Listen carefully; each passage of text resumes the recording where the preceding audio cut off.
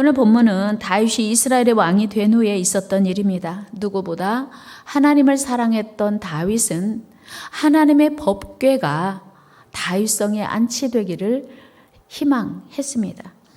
언약궤는 기럇 여아림 아비나답의 집에 무려 70년간이나 방치되고 있었기 때문이었습니다. 그런 법궤를 다윗성으로 옮기려는 다윗의 마음이 얼마나 기쁘고 행복했겠습니까? 다윗은 언약궤를 운반하기 위해서 새 수레를 준비했습니다. 그리고 온 백성과 함께 온갖 악기를 총동원하여 찬양을 올렸습니다.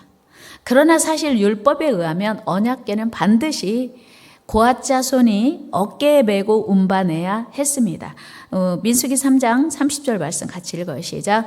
오시엘의 아들 엘리사바는 고앗 사람의 종족과 조상의 가문의 지휘관이 될 것이며 그들이 맡을 것은 증거궤와 상과 등잔대와 제단들과 성소에서 봉사하는 데 쓰는 기구들과 휘장과 그것에 쓰는 모든 것들이며, 하나님은 분명히 언약궤 또는 법궤, 하나님의 궤, 증거궤라고 하는 그 법궤를 운반할 때 누가 그 법궤를 운반해야 하는지, 어떻게 운반해야 하는지 명시하셨습니다.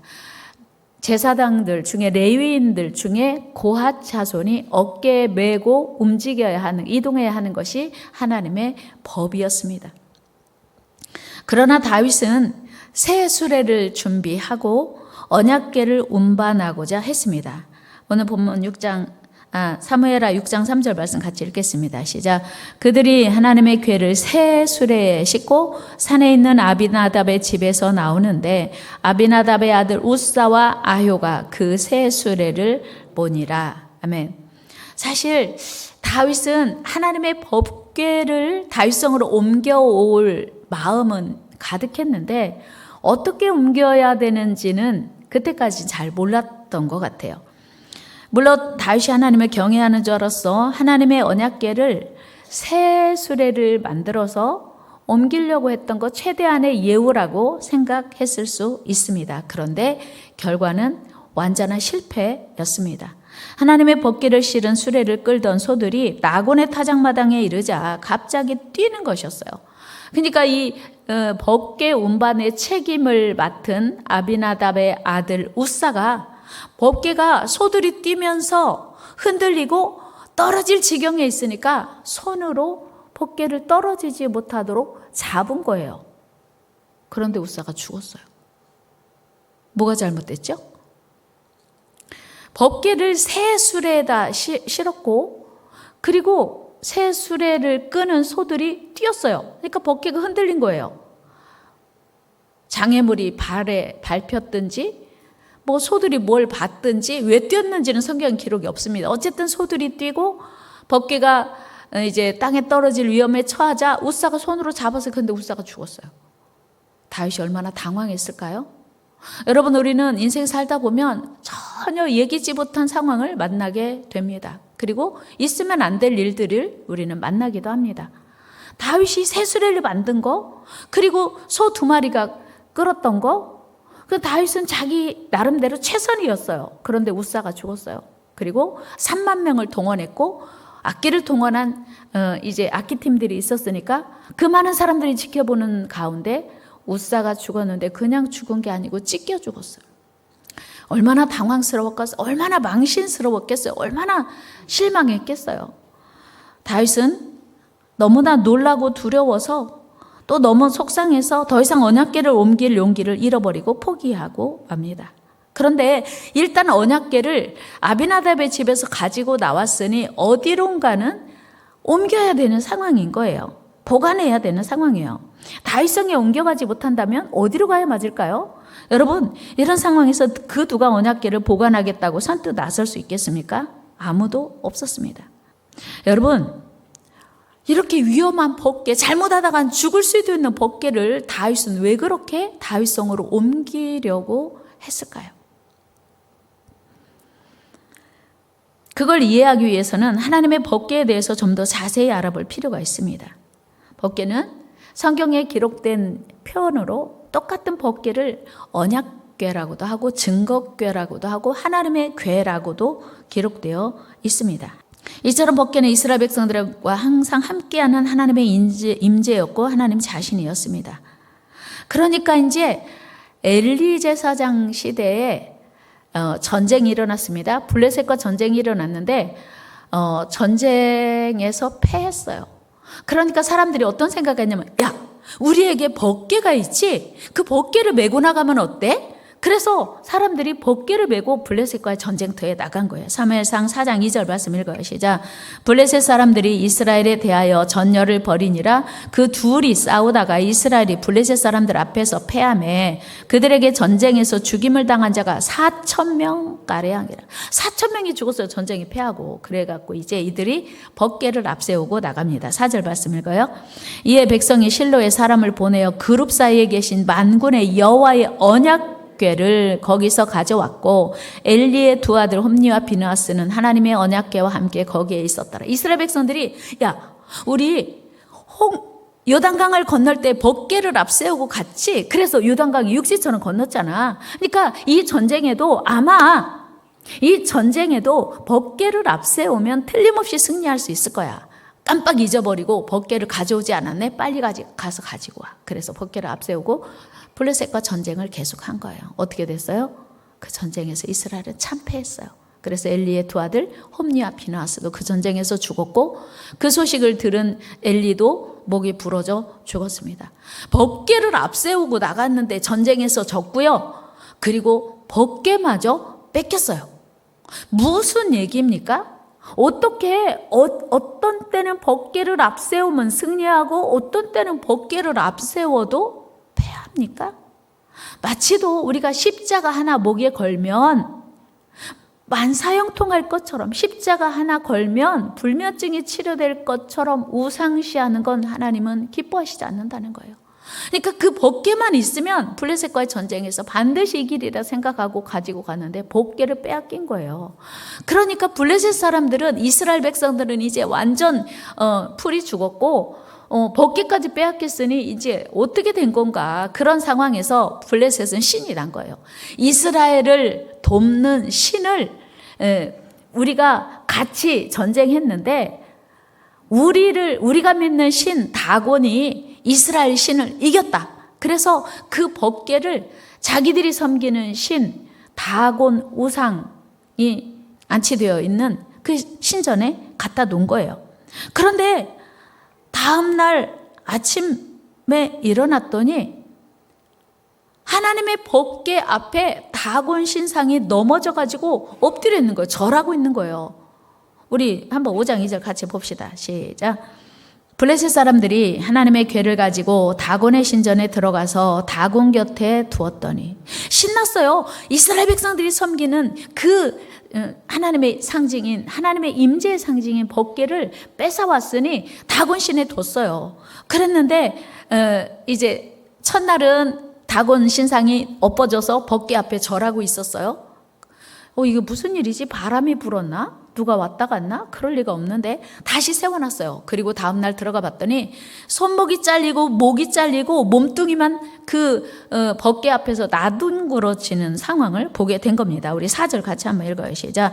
그 이튿날 아침에 그들이 일찍 일어나 본즉 다곤이 여호와의 궤 앞에서 또다시 엎드러져 얼굴이 땅에 닿았고 그 머리와 그 두 손목은 끊어져 문지방에 있고 다곤의 몸뚱이만 남았더라.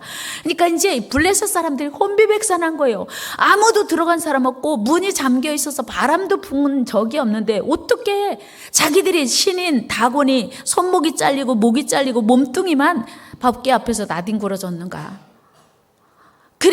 그래서 이제는 이 다곤 신전에 두면 안 되겠다 해가지고 장소를 옮겼어요. 법궤를 무서워서 이리저리 옮겨 놓았는데 법궤가 옮겨지는 곳마다 재앙이 임하는 거예요. 독종이 생기고 그 여러 가지 재앙이 임하니까 너무나 놀란 블레셋 사람들이 처치곤란한 법궤가 된 거예요. 그래서 생각하다 못해서 이거 이스라엘의 도로 돌려보내자 그렇게 결정을 합니다. 이때 블레셋 사람들이 새 수레를 만들어서 최대한의 예우를 갖춰서 이스라엘 백성들의 신이냐, 이게 신이 자기들이 우상 다곤처럼 이스라엘 백성들이 섬기는 신이니까 우리가 예우를 갖춰서 새 수레를 만들고 젖나는 소 2마리, 송아지를 금방 출산한 소를 2마리를 이제 그 수레를 끌도록 하고 그 수레에 법궤를 실어서 이스라엘의 국경 지역, 블레셋과 이스라엘의 국경 지역인 벳세메스로 그 법궤를 보내기로 결정을 합니다. 우리 사무엘상 6장 7절 8절 말씀 읽어요. 시작.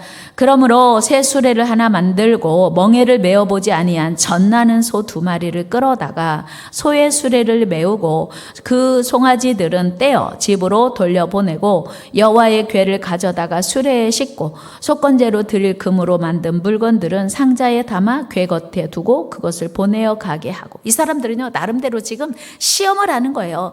이 법궤가 우리에게 있으면 해가 되고 처치곤란이니까 반환하기는 하는데 보내는 것이 하나님의 뜻인가를 알기 위해서 젖나는 소, 여러분 소에게 끌고 가라, 그리고 벳세메스로 가라고 목적지를 정해줘도 소가 자기 의지로 그 벳세메스로 갈 수 있는 건 아니에요. 더군다나 벳세메스로 가는 길은 오르막길이어서 소들이 그 법궤를 실은 수레를 끌고 가기에 쉽지 않습니다. 그리고 젖나는 소라고 하는 건 자기 송아지들을 놓고 가는 거예요. 그런데 소가 말귀를 알아들으면 야 이거 갔다가 반환하고 다시 돌아와 이렇게 말하면 알아듣겠는데 이 소가 송아지를 두고 가는 건 얼마나 어렵겠어요. 쉽지 않은 일이죠. 그래서 이 벳세메스로 가는 소 둘이 울면서 눈물을 흘리며 갔다고 성경은 기록되어 있어요. 송아지를 두고 가야 되는데 그런데 이 송아지를 두고 가는 어미소들이 벳세메스로 곧장 갑니다. 그게 자기들의 사명인 것을 알아차린 거예요. 하나님의 인도였고요. 이 법궤를 반환하는 것이 하나님의 뜻인 것을 소들이 증명한 겁니다. 그런데 이번에는 벳세메스 사람들에게 문제가 발생했습니다. 하나님의 법궤가 벳세메스에 이르자 이 광경을 지켜보고 있던 사람들이 호기심에 법궤를 들여다봤어요. 야 도대체 블레셋 사람들이 무서워했던 법궤가 우리 이스라엘 나라로 왔는데 뭐 들었어? 어떻게 생겼어? 사람들이 와 몰려들어서 법궤를 구경했어요.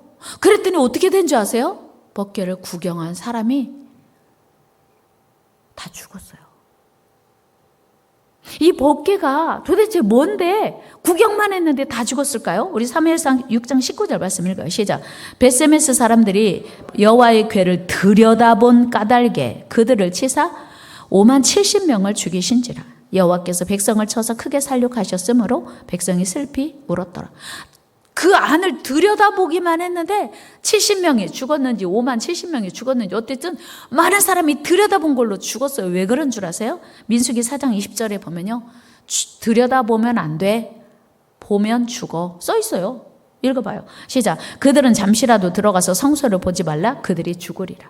하나님의 법을 모르는 사람들은요. 자기들이 하고 싶은 대로 했다가 모르고 한 건데 다 죽는 일이 발생한 거예요. 그러니까 법궤가 아무것도 아닌 건 아니에요. 그렇다고 우리가 원하는 대로 늘 그 법궤만 있다고 해서 뭔가 되는 건 아닌 것을 그들이 알게 됐죠.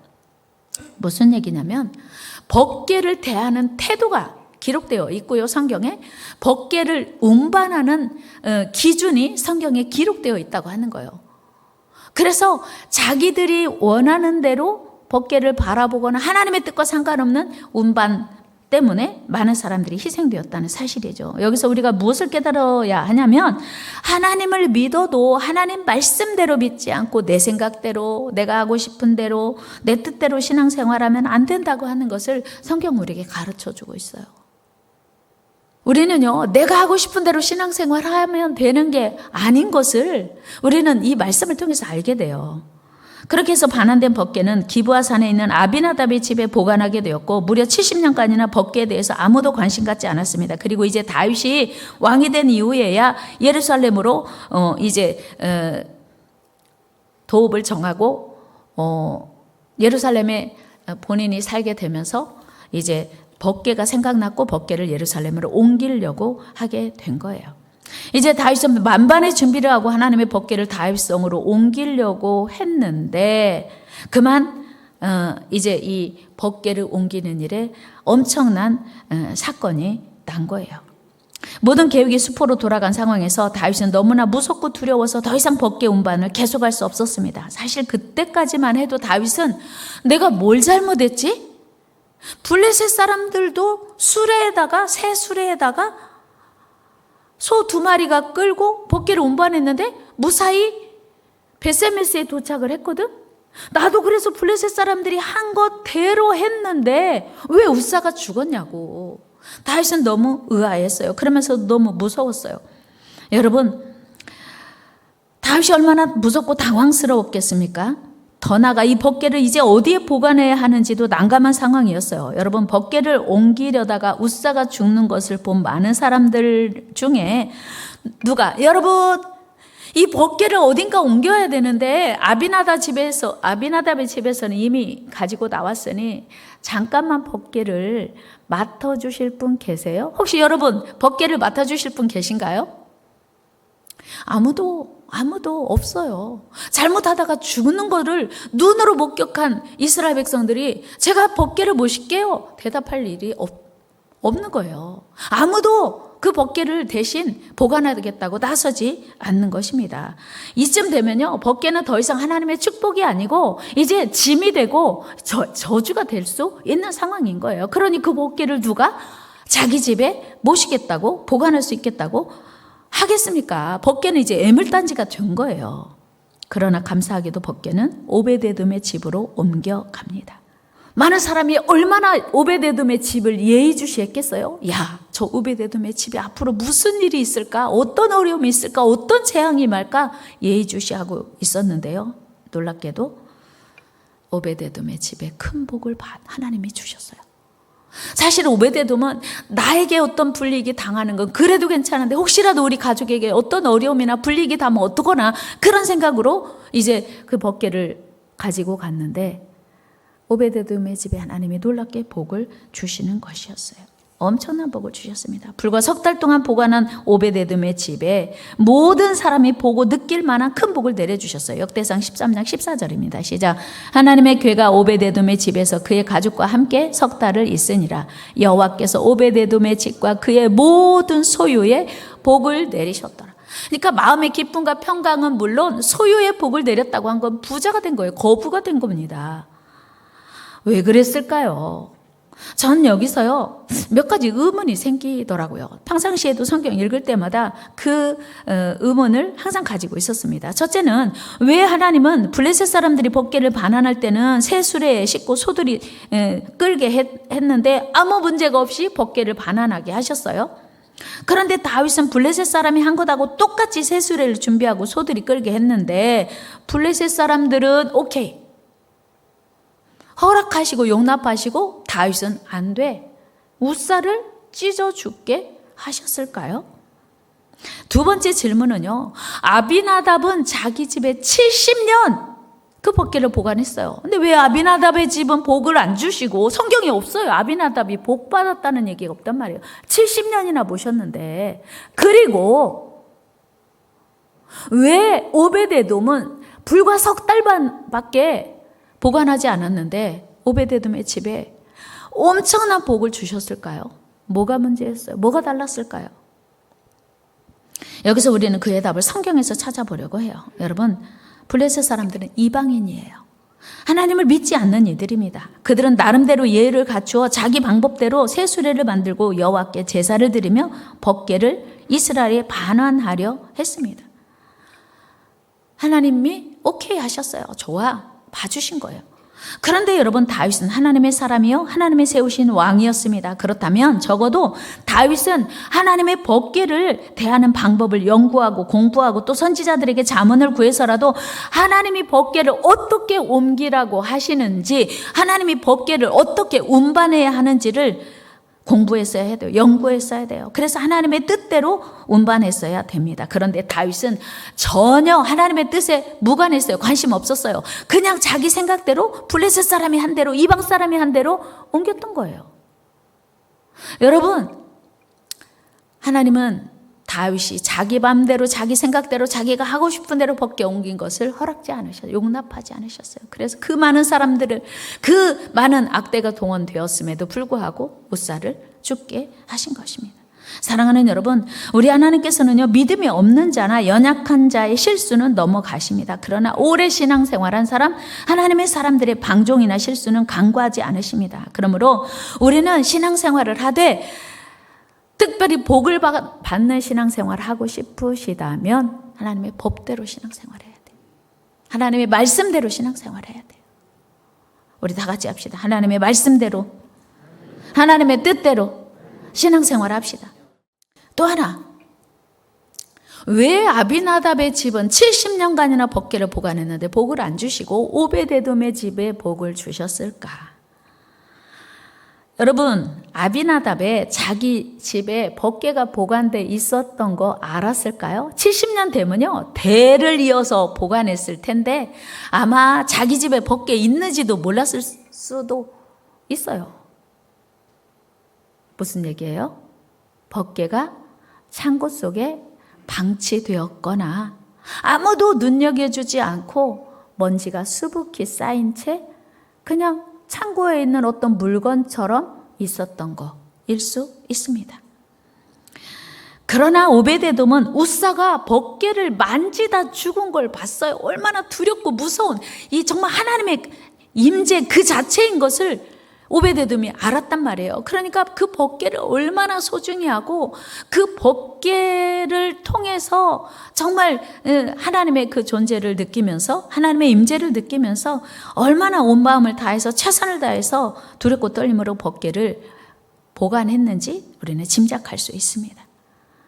그렇다면 오늘 이 시대를 살아가는 우리는 무슨 십자가를 져야 할까요?